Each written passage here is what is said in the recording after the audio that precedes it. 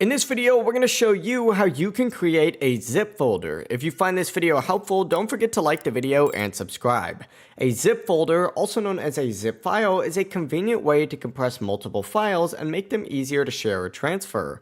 Let's walk through the steps. First, go ahead and locate the folder that you would like to compress. It could be in File Explorer or just on your desktop, either way it works. Right-click on this folder and a menu is going to appear with several options. Look for the option that actually says Compress To and hover over it. You'll see a few more options appear to the side. At the top, go ahead and select Zip File or Zip Folder, whatever it says for you. Your computer is now going to create a compressed version of that folder, aka a zip file, right in the same location.